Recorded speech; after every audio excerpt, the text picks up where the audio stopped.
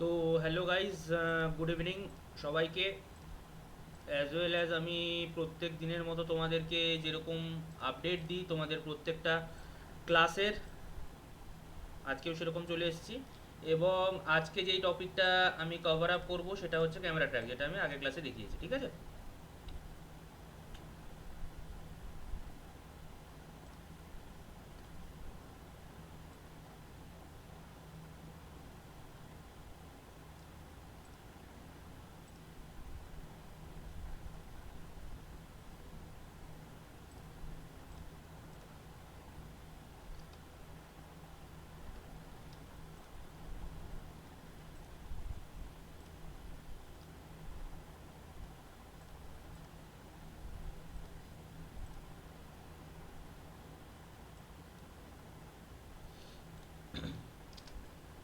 তো এই হলো আমার একটা ফুটেজ। তো যে কোনো ফুটেজেই যখন আমরা কাজ করব তখন আমি বারবার করে তোমাদেরকে বলেছি যে ফুটেজটাকে ভালো করে অ্যানালাইজ করে নিতে হবে, অর্থাৎ ফুটেজটার মোশন, ফুটেজটা কিভাবে মোশনে আছে, কোন মোশনে যাচ্ছে, রোটেশন, স্কেলিং, পার্সপেক্টিভ, সব কিছু দেখতে হবে। এবং তারপর আমাদের বুঝতে হবে যে what is the brief. Brief মানে আমাদের কি সরাতে বলেছে। মনে করো আমাদের ব্রিফে বলে দিয়েছে যে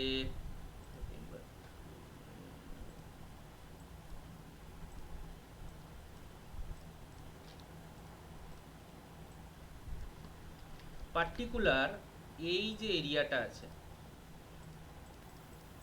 এই এরিয়াটার মধ্যে এই এরিয়াটা সরাতে হবে। এই পার্টিকুলারলি এই যে ছোট্ট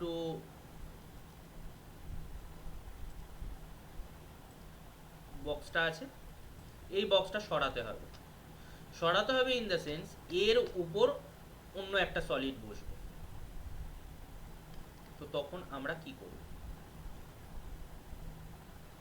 তখন আমরা করব হচ্ছে সবার প্রথমে এফেক্টস অ্যান্ড প্রিসেটসে আসবো। এখানে এসে আমরা লিখব camera, 3D camera tracker. 3D camera tracker যখনই আমরা লিখব তখনই লেখার পরে যেই আমরা এইটাকে এই প্রিসেটটাকে ড্র্যাগ অ্যান্ড ড্রপ করে এখানে ফেলবো না, তখনই এ অ্যানালাইজ করবে এবং ট্র্যাক করতে শুরু করে দেবে। এবং সেই ট্র্যাকের যে কত ফ্রেম ট্র্যাক হচ্ছে সেটা আমরা এখান থেকে বুঝতে পারবো। দেখো এখানে চেঞ্জেস দেখা যাচ্ছে, সলভ ক্যামেরা অ্যান্ড সলভ।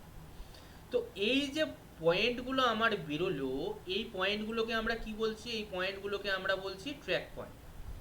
তো এই যে ট্র্যাক পয়েন্টগুলো আছে, এই ট্র্যাক পয়েন্টগুলো আমাদের কি করছে? আমাদেরকে কাজের সুবিধার্থে ওই পার্টিকুলার ট্র্যাক পয়েন্ট থেকে আমরা ট্র্যাক বের করতে সাহায্য করবে।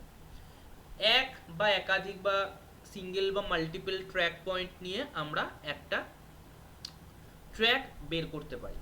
ফাইন। এবার এই যে ট্র্যাক পয়েন্ট সাইজ যে অপশানগুলো আছে না, এই অপশানটা দেখো, আমি বড় করলে কি হচ্ছে? ট্র্যাক পয়েন্টগুলো বড় হচ্ছে, এবং ছোট করলে অ্যাজ ওয়েল অ্যাজ ট্র্যাক পয়েন্টগুলো ছোট হচ্ছে।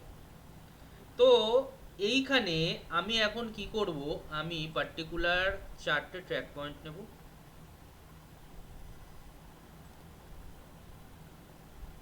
আমি এখান থেকে শুরু করলাম, 1 2 3 4। এই 4টে ট্র্যাক পয়েন্ট আমি সিলেক্ট করলাম। এবং হ্যাঁ, ট্র্যাক পয়েন্ট সিলেক্ট করার আগে আমাকে অবশ্যই এটা দেখে নিতে হবে আমার ট্র্যাক পয়েন্ট, যেই ট্র্যাক পয়েন্টগুলো আমি সিলেক্ট করছি সেটা একদম ভিডিওর লাস্ট পর্যন্ত ভিজিবল কিনা। ঠিক আছে? এটা অবশ্যই দেখে নিতে হবে। তারপরে আমরা ট্র্যাক পয়েন্টগুলোকে সিলেক্ট করব। সিলেক্ট করার পরে যখন আমরা রাইট ক্লিক করব, এখানে দেখো প্রচুর অপশান আছে, create text and camera, create solid and camera, create null and camera, create shadow. তো এর মধ্যে এই 4টে অপশানের মধ্যে সবার যে প্রথম দুটো বা প্রথম 3টে অপশান আছে, বেসিক্যালি আমাদের এই তিনটেই কাজে লাগে। তো create text and camera, create solid and camera. তো ক্রিয়েট সলিড অ্যান্ড ক্যামেরা, এটা যেটা আছে সেটা আমরা প্রথমে ক্লিক করে দেখি এটাতে কি আউটপুট আমাদের আসছে। Create solid. তো আমাদের সলিডের কালার ছিল লাল, সেই জন্য আমাদের একটা লাল কালারের সলিড চলে এসছে। এইবার এই সলিডটাকে আমরা আমাদের ইচ্ছে মতো ছোট বা বড় করতে পারি। বোঝা গেল? আর এটা দেখো একটা জেড অ্যাক্সিস হয়ে আছে, জেড অ্যাক্সিস অর্থাৎ 3D ভিউ হয়ে আছে। তো এই যে 3D ভিউটা এখানে রয়েছে, এই 3D ভিউটাকে আমরা আমাদের ইচ্ছে মতো চেঞ্জেস করতে পারি। এই যে জেড, ঠিক আছে, এটাকে মনে করো তুমি একটু হালকা রোটেট করবে, তা হালকা রোটেট করে দাও এর মতন, হালকা রোটেট, ঠিক আছে।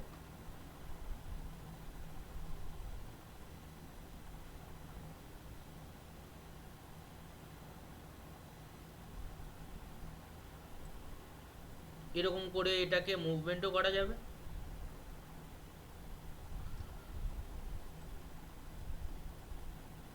Okay fine. এবার এটাকে তুমি যদি চালাও, দেখো এটা কিন্তু ওই ট্র্যাকের সাথেই পার্টিকুলারলি এটার যে মুভমেন্ট, এই মুভমেন্টটা এ ক্যাপচার করে নিয়েছে অলরেডি।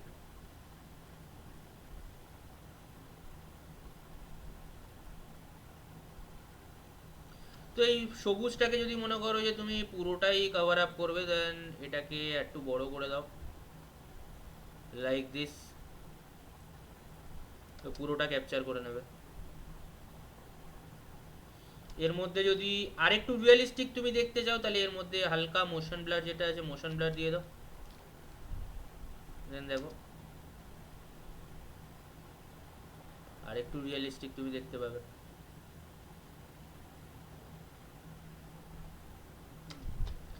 এর মধ্যে যদি তুমি চাও হালকা ক্যামেরা লেন্স ব্লারও দিতে পারো, ক্যামেরা লেন্স ব্লার যদি দাও সলিডে, দেখি কি হয়। হালকা ক্যামেরা লেন্স ব্লার যদি দিই, হোয়াট এভার ইট ইজ, আমরা অনেক কিছু দিয়ে আমরা জিনিসটাকে রিয়েলিস্টিক করতে পারি, বোঝা গেল।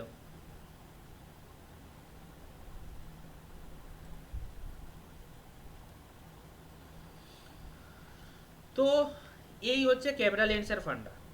তো এবার মনে করো আমি সেমভাবে আমি ট্র্যাক করলাম, ট্র্যাক করার পরে মনে করো আমাদের কোনো টেক্সট দরকার হলো, তো এরকম ট্র্যাক আমাদের হয়ে গেল। আবার আমি ট্র্যাকারটা দেখিয়ে দিচ্ছি, ঠিক আছে। 3D ক্যামেরা ট্র্যাকারটা এখান থেকে ডিলিট করলে আমি আবার 3D ক্যামেরা ট্র্যাকারটা নিলাম, ঠিক আছে। 3D ক্যামেরা ট্র্যাকার এখানে নিলাম, 3D ক্যামেরা ট্র্যাকার নেওয়ার সঙ্গে সঙ্গে অ্যানালাইজিং ইন ব্যাকওয়ার্ড এটা দেখতে পাবে তুমি। মানে 2 স্টেপে হয় এটা, প্রথমে অ্যানালাইজ করে তারপর সলভ হয়। অ্যানালাইজ করছে এখান থেকে দেখো বোঝা যাচ্ছে 58, 59, 72টা ফ্রেম আছে, দেন সলভিং, দেন এটা সলভ হয়ে গেল, অটোমেটিক সলভ হয়ে আমাদের কাছে চলে আসলো। কেমন? এবার আমাদের কি দেখতে হবে, এবার আমাদের দেখতে হবে যে কোন পয়েন্ট কয়েকটা আমাদের বেশি ভিজিবল, মানে লাস্ট পর্যন্ত দেখা যাচ্ছে আমাদের ভিডিও, তো সেই পয়েন্টগুলো নেব আমরা।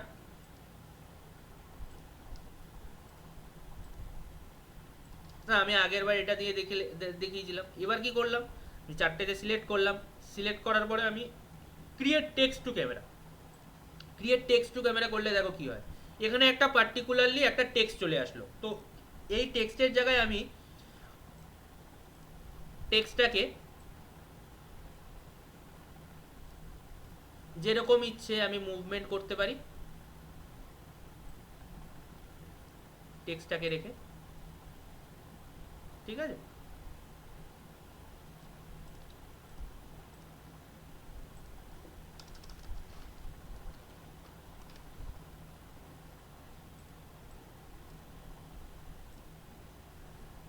এবার এই টেক্সটটাকে যখনই আমি রেখে যখনই আমি এটাকে চালাবো, দেখো এই টেক্সটটা কিন্তু পার্টিকুলারলি এই লেখাটা ওই ভিডিওর যে মোশন আছে, আমরা যেভাবে ক্যামেরাটার মোশন ট্র্যাক করেছি ঠিক ওইভাবেই আমাদের কাছে চলে এসছে, তাই না? তো এই হলো ক্যামেরা ট্র্যাক, খুব বেসিক একটা জিনিস, খুব সহজ একটা জিনিস। তোমরা বাড়িতে প্র্যাকটিস করবে, আশা করি প্র্যাকটিস করলে চলে আসবে, আর প্র্যাকটিসের কোনো বিকল্প নেই। তো আজকের এই ভিডিওটা আমি এখানেই শেষ করলাম, থ্যাংক ইউ।